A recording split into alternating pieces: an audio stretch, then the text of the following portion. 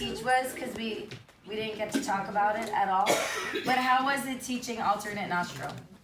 A little confusing. Super confusing. That's the number one expected response. But you're right. Like, if I started doing it, but I realized halfway through that, you know, similar to the asana, making sure that you're doing both sides. I think I realized after the fact that there's no way that I was paying attention. I was not paying attention to a full cycle. Right. So basically, what you guys have to do with this is you have to do it yourself. You really don't even worry. You're not going to be teaching this. You might not teach this for 3 years into your yoga teaching, honestly. Because this is something that in order for you to teach it, you have to get it yourself first. And I did put at the bottom of this, like, old antiquated links. There's so much on YouTube. Type in alternate nostril, follow a video. Do that once a week. Get cozy with it yourself. As a teacher, you don't have to teach everything. If you don't like it, there's no rule that you have to teach it. At a certain point in your teaching career, you'll probably get a little like stale and want to do something different, and maybe then will be the time. But if you felt like it was confusing, it's probably just because you need to practice it much more yourself to understand it in your own body first. It's a tricky one.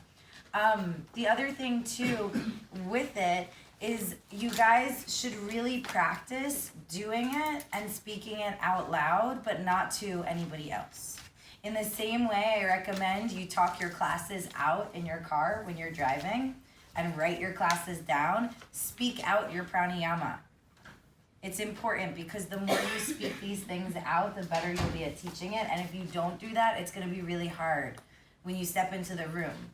But if you have just this memory of it, because you've said it, it'll feel a little easier.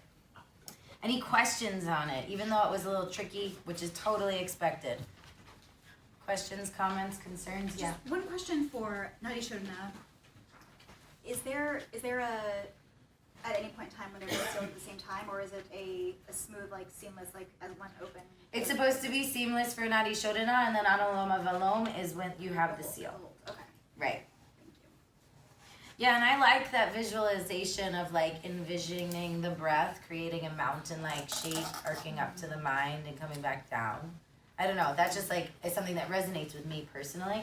And if you kind of like look at the breath in that fluid way, it can help.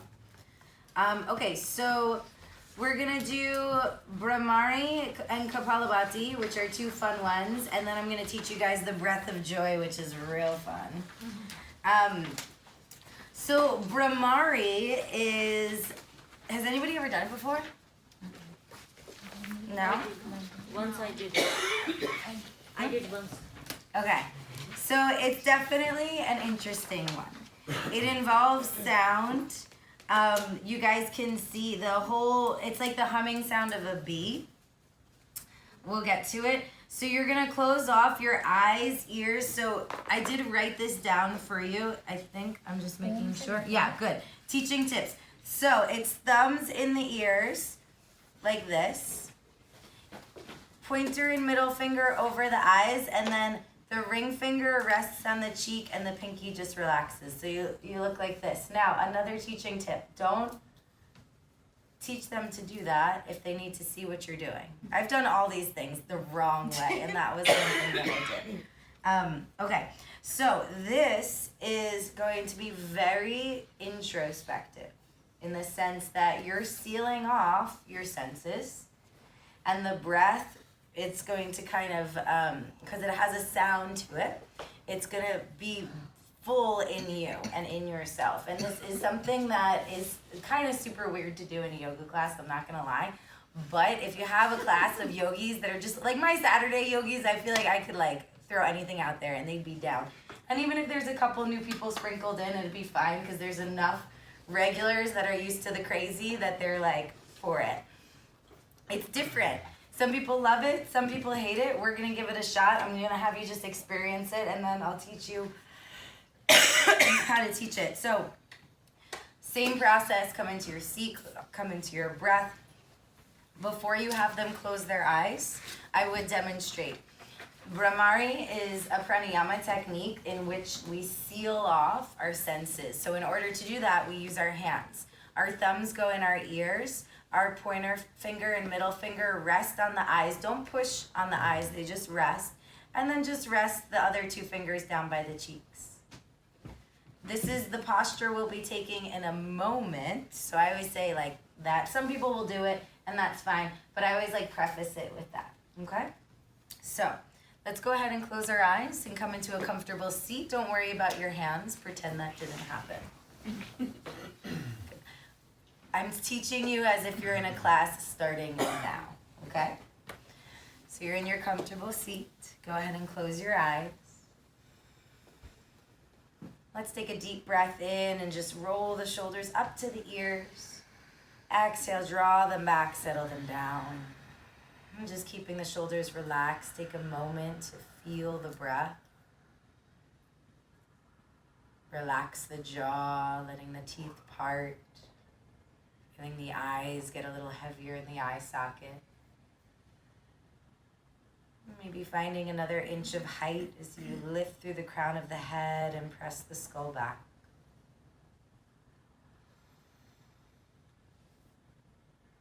Brahmari is a unique pranayama breathing technique.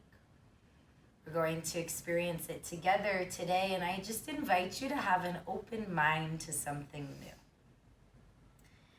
We'll be utilizing the hands, so go ahead and bring your thumbs into your ears. Pointer and middle finger rest on the eyes, and then just relax the ring and pinky. If you're unsure, I'm doing it right now, just peek your eyes open for a moment. Now take a deep breath in through both nostrils. Exhale, make the sound of a bee. Until you have no breath left.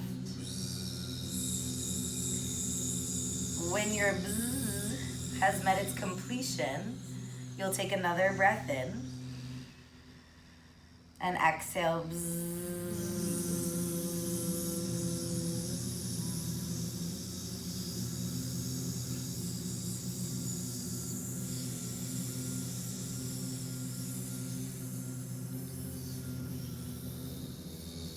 Another breath in. Exhale.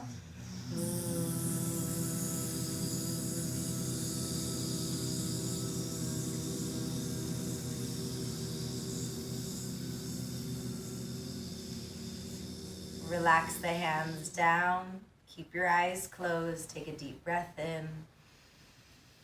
Exhale from the mouth. Keeping your eyes closed, you just experience this breath in a deeper way by making a bzzz sound. We'll be doing it again in a moment. Notice the difference in the sound. This time on the exhale, the mouth will remain closed, and we'll just make that sound from the back of the throat. Setting up our thumbs in our ears. Gently cover the eyes, really just let them rest. Relax the pinky, the ring finger. Inhale through the nose. Exhale.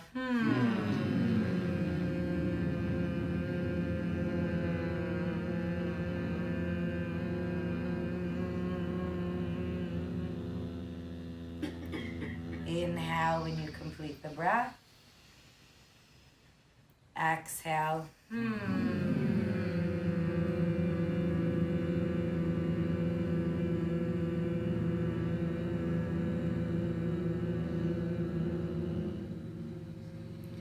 One more time.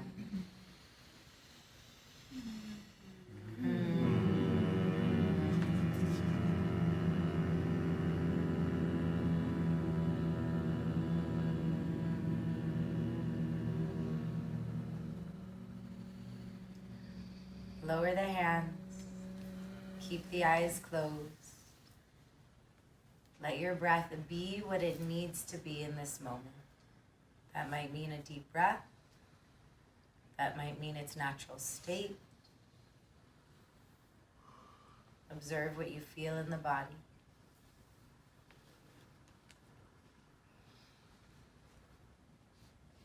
Take a deep breath through the nose. Exhale from the mouth. And open your eyes. So how was that? Good. Being John Malkovich. That was It's that was all being John Malkovich. So why I had you guys practice it 2 different ways. It's not that I would normally teach that in a class. I wanted you guys to experience both of them. The first one I started with because it's more aggressive, so I always like to start with the hardest and then go to the easiest. I personally think the bzzz it's more intense because you're also feeling the intensity of the vibration more in your mouth too. The sound is not necessarily different, but it's not this like intense vibration that you're feeling in your tongue and your lips. But we can do it with the Om sound also. Mm-hmm. Yeah, like Yeah. Om and then they Absolutely, and the Om sound is like a really nice way to, that's very gentle. Traditionally, I mean, this is how I learned it with the is kind of aggressive, but you can do it with the Om, absolutely. Yeah. Are your thumbs supposed to not aggressively, but You seal know this off? little flap thing? What is this Right. called?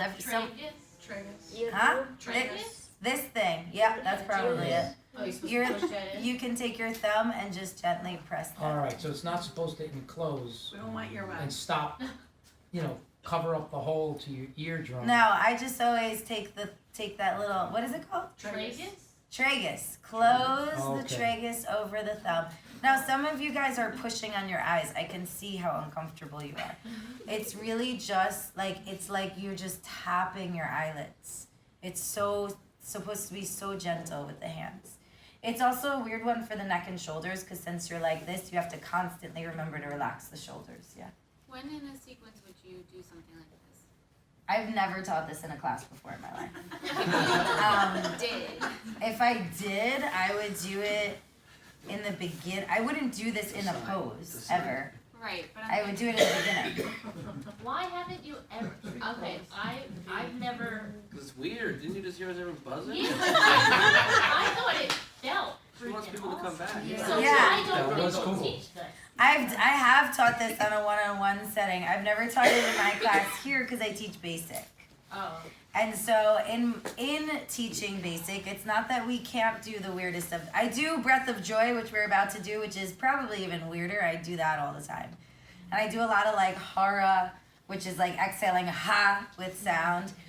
This one, you might lose one with that. You know what I mean? Because it is really different. But some people really love it. This isn't even one that I usually have you guys practice teach because it's one that I just put in here because I want you to see how expansive pranayama is. It was so hard just to pick the ones that we would learn here because there's so many more. Wow. And some of them are so super involved and some of them are just literally just breathing fully. You know what I mean? So I like you to have this big spectrum of understanding. Anybody hate it? I know. You liked it? What did you want to say? And then we'll go to the haters. Because you're kind of closing out, you're going introspective. Like my old yoga teacher used this when she would fly because it would really kind of just calm her down. Yeah. But would this be for meditation? Would this be because you're going introspective? Would this be one to use for Before that? meditation? Yes. Absolutely. Okay. This is an awesome one to Because do the before hum I thought was meditation. great. Like Yeah. that. Yes. That And you can really- also, so you can do the hum without anything else. You can just close your eyes and. Yeah, maybe that's what I don't get. Like, why the hand motion? Because by sealing off your ears and closing your eyes further. So when you close your eyes, you have a decent amount of light entering. It's the same idea as when you put an eye pillow on. When you put an eye pillow on in Shavasana, you immediately drop down deeper in your Shavasana. By closing off the ears and the eyes, the more we can remove from the senses, the easier it is to go inward. So that's the point behind it. happens automatically. It's really wild. Before you start, you're right here, and then you do it, and you're right. You're in Right. here. It's really bizarre. It is. It and is. how 'Cause instant it is. yeah, absolutely. And so definitely, like whoever said, try doing just the hum without the hand gesture. Maybe try just doing the hand gesture and ujjayi breath if you didn't like the hum. It's just nice to experience these different ways of not just using the breath, but also the mudras with it.